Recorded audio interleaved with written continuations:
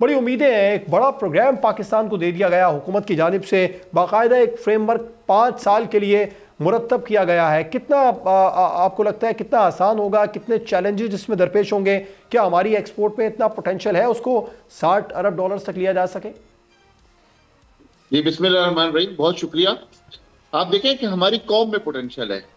बिल्कुल यकीनन कि अगर गवर्नमेंट जिस तरीके से आज ये 5 साल पॉलिसी बनाई है उड़ान पाकिस्तान की, तो ये बिजनेसमैन बहुत अरसे से ये बात कर रहा है कि एक बिजनेसमैन को 10 साल की पॉलिसी बनाकर दी जाए।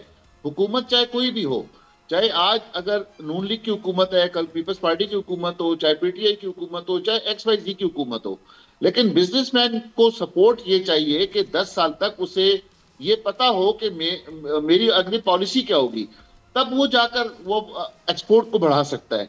अगर उसे ये पता हो कि आज मैंने एक्सपोर्ट के ऑर्डर ले लिए एक्स रेट के ऊपर, अगर उसे ये मालूम हो कि जनाब कि मेरे अगले साल तो सारे टैक्सेस में भी चेंज आ जाएगा, मेरे बिजली के रेटों में भी चेंज आ जाएगा, और जो बाकी के लवाजमात है उसमें भी चेंज आ जाएगा, तो वो इस तरीके से अपनी एक्सपोर्ट को नहीं बढ़ा सकता।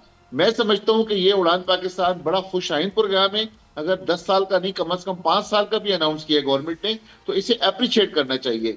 और जो हदफ इसमें बताए हैं प्राइम मिनिस्टर साहब ने, वो यकीनन अचीवेबल है। जितने आपने इंट्रो के अंदर तस्करा किया, कोई भी ऐसी चीज नहीं है कि जो अचीवेबल ना हो। और ये बिल्कुल इंशाल्लाह ताला 5 साल के अंदर हम $60 बिलियन के ऊपर जा सकते हैं, अपनी एक्सपोर्ट को लेके जा सकते हैं।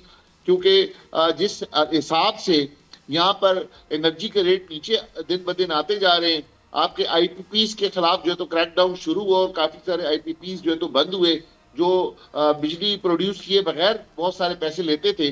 तो मैं ये समझता हूँ कि गवर्नमेंट को मशवरा जरूर दूंगा कि आपने जितने मैक्सिमम इंक्रीज कर सकें हाइड्रो पावर प्रोजेक्ट आपको करने चाहिए, ताकि आपको बिजली सस्ती मिल सके। और आपकी जो ट्रांसमिशन लाइंस हैं, आपकी ट्रांसमिशन लाइंस को इंक्रीज करना चाहिए, ताकि अगर आपके पास बिजली सरप्लस भी है लेकिन आपको पहुंचाने के लिए ट्रांसमिशन लाइन की काफी कमी है। तो ये 2-3 मशवरे मैं हुकूमत को दूंगा कि हाइड्रो पावर पे काम, हाइड्रो प्रोजेक्ट पे काम करें, और दूसरा जो है तो ये ट्रांसमिशन लाइन के ऊपर काम करें। और जिस तरह हनीफ गौर साहब, एनर्जी सेक्टर में इसके अलावा भी बड़े मसाइल हैं, बड़े बड़े चैलेंज हैं, और एनर्जी का जो मामला है वो बड़ा इंपॉर्टेंट है किसी भी मुल्क की मईशत को आगे बढ़ाने के लिए। अच्छा, अब प्राइवेट सेक्टर के हवाले से भी मैं आपसे बात करना चाहूँगा, कितना इसको इंगेज करना पड़ेगा इस मामले में, इस उड़ान पाकिस्तान प्रोग्राम के तहत जो पब्लिक प्राइवेट पार्टनरशिप है, कितना बड़ा इसमें इसका अहम रोल होगा? इस पर माजी में कभी इतनी खास तवज्जो नहीं दी गई। देखिए, मैं समझता हूं कि ये सारा काम तो एक प्राइवेट सेक्टर ही कर सकता है, गवर्नमेंट सेक्टर तो नहीं कर सकता। आपके इनके अंदर के गवर्नमेंट के तो जितने भी काम हैं वो कभी भी कोई कामयाब नहीं होते। अगर आप बहुत सारी मिसालें आपके पास, तकरीबन 80 डिपार्टमेंट गवर्नमेंट के हैं जो कि प्राइवेटाइज करने आज वो जा रही है। पाकिस्तान स्टील गवर्नमेंट नहीं चला सकी, PIA गवर्नमेंट नहीं चला सकी, इसी तरह के यूटिलिटी स्टोर गवर्नमेंट नहीं चला सकी। तो बहुत सारे ऐसे इदारे हैं कि जो गवर्नमेंट का काम ही नहीं है, ये काम ही प्राइवेट सेक्टर का है। अगर इसको मुल्क को तरक्की देगा तो प्राइवेट सेक्टर देगा, और प्राइवेट सेक्टर को अगर आप इस किस्म की इजी पॉलिसियां बनाएंगे, वन विंडो सोल्यूशन देंगे, तो प्राइवेट सेक्टर ये काम कर सकता है कि आपके एक्सपोर्ट को भी बढ़ा सकता है और आपके रेमिटेंसेस भी बढ़ा सकता है। राइट। अच्छा गौर साहब, एक और बड़ी अहम बात है, 5 ईज का बड़ा तस्करा किया गया इस प्लान के अंदर, बार बार जिक्र किया गया, और वो एक्सपोर्ट पाकिस्तान को दरकार होगी जो एक्सपोर्ट ओरिएंटेड हो। तो इसके लिए आप क्या समझते हैं, क्या प्रॉब्लम पाकिस्तान को फेस करना पड़ सकते हैं? जी बिल्कुल, मैं समझता हूँ कि प्राइवेट लोगों के अंदर इतना पोटेंशियल है प्राइवेट सेक्टर में, सिर्फ उनको एश्योरेंस चाहिए कि अब जो है तो पाकिस्तान जो है तो तरक्की की राह पे गामजन है। इसमें पॉलिटिकल स्टेबिलिटी होनी चाहिए। अगर पॉलिटिकल स्टेबिलिटी आ गई तो लोगों का जो सरमाया, जो दिन ब दिन लोग अपना सरमाया बाहर लेके जा रहे हैं, जो नेबरिंग कंट्रीज के अंदर जाके इन्वेस्टमेंट्स कर रहे हैं, जैसे दुबई की एक मिसाल आपको छोटी दूं कि आपके इल्म के अंदर होगा कि हमारा बहुत ज्यादा सरमाया दुबई चला गया है और इसी तरह दीगर कंट्रीज के अंदर जा रहा है। उसके लिए गवर्नमेंट को ये चाहिए होगा कि जैसे खुशाइन बात है कि आजकल जो तमाम पॉलिटिकल लोगों की जो आपस के अंदर जो बैठक शुरू हुई है, मुज़ाकरात हो रहे हैं, अल्लाह करे इन मुज़ाकरात का कोई ना कोई नतीजा निकले और ये जो पॉलिटिकल अनस्टेबिलिटी है मुल्क के अंदर वो खत्म हो। और जो जिस तरह से आपने अपने इंटरव्यू में पाड़ा चिनार का तस्करा किया, मैं समझता हूं कि जो हमारी सरहदों पर और जो हमारे मुल्क के अंदर ये दहशतगर्दी के मामलात हैं, अगर हमारी आर्म फोर्सेज उस पर काम करें और यहाँ पर अमन आ जाए तो इंशाअल्लाह ताला प्राइवेट सेक्टर ये सारे अहदाफ हासिल कर सकता है, उनमें इतना पोटेंशियल मौजूद है। राइट।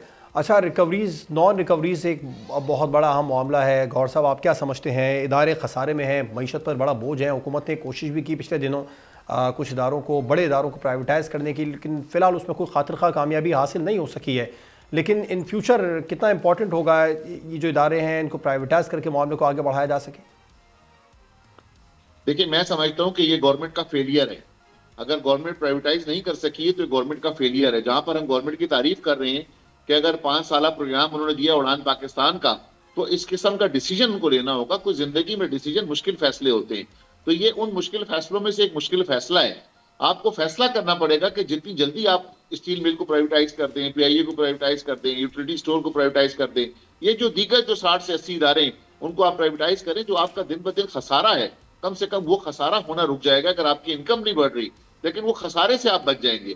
जो टैक्स कलेक्ट कर रहे हैं और वो जो उनकी तनख्वाहों में जा रहा है या उनकी आमदनियों में जा रहा है, वो कम से कम रुक जाएगा। तो गवर्नमेंट का ये फेलियर है कि गवर्नमेंट अभी तक प्राइवेटाइज कमीशन भी बना दिया, प्राइवेटाइज की बात भी करती है, लेकिन अमली तौर पर गवर्नमेंट कुछ भी नहीं कर सकी।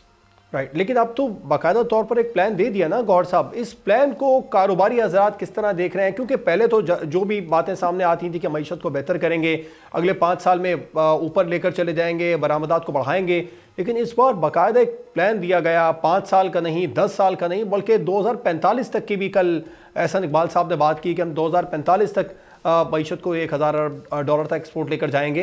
तो ये पहली बार बाकायदा पेपर वर्क के साथ सामने आए हैं, एक प्लान देकर सामने आए हैं जिसमें एक्सपोर्ट की बात की गई है, डिजिटल इनकलाब की बात की गई, मौलियाती तब्दीली की बात की गई, एनर्जी इंफ्रास्ट्रक्चर की बात की गई, इक्विटी पर मबनी मुआशरे के हवाले से बात की गई है। तो आप समझते हैं कारोबारी हजरात इसको बाकायदा तौर पर इस बार सीरियस भी ले रहे हैं, सिर्फ ये हवाई बातें नहीं हैं? देखिए, मैं समझता हूं कि जिस तरह पहले मैंने कहा कि अगर ये इस किस्म की बातें हैं तो इसको बड़ा पॉजिटिव लिया गया है, और ये सारी कारोबारी लोगों ही की डिमांड थी कि आप 10 साल पॉलिसी बनाएं। जैसे मैंने पहले कहा, अगर ये 2045 तक सारी चीजें करने का प्लान किया है, तो मेरी यही गुजारिश है कि मैं और आप एक ही बात कर रहे हैं कि हुकूमत चाहे आज एहसान इकबाल साहब की, शहबाज शरीफ साहब की है, कल चाहे वो किसी की भी हो, ये जो प्लान है ये चेंज नहीं होना चाहिए। वो प्लान के मुताबिक कोई भी हुकूमत आए, एक पॉलिसी कंटिन्यू रहनी चाहिए कि इस प्लान को हमने नहीं छेड़ना, ये मुआशी पॉलिसी कंटिन्यू रहेगी। बाकी सियासी पॉलिसी और दीगर आपकी खारजा पॉलिसी जो आपकी मुल्क की रिक्वायरमेंट है उस हिसाब से आप जरूर चेंज करें, लेकिन मुआशी पॉलिसी आपकी चेंज नहीं होनी चाहिए। तो यकीनन हम इसे अप्रिशिएट करते हैं। और मैं समझता ये हूँ कि इस वक्त क्योंकि हमारी आर्मी चीफ से मीटिंग्स हो चुकी हैं 2-3 दफा, तो हमने ये बड़ा फोकस देखा है कि आर्मी चीफ ये चाहते हैं बेसिकली कि मुआशी तौर पे पाकिस्तान मजबूत हो, और उस पाकिस्तान को मजबूत करने के लिए आर्मी चीफ इस वक्त जितना रोल अदा कर रहे हैं और जितनी सपोर्ट कर रहे हैं गवर्नमेंट को मुआशी पॉलिसी को बेहतर करने के लिए, तो यकीनन उनकी एप्रिसिएशन बनती है। सब्सक्राइब करें और बेल दबाएं ताकि कोई खबर रह न जाए।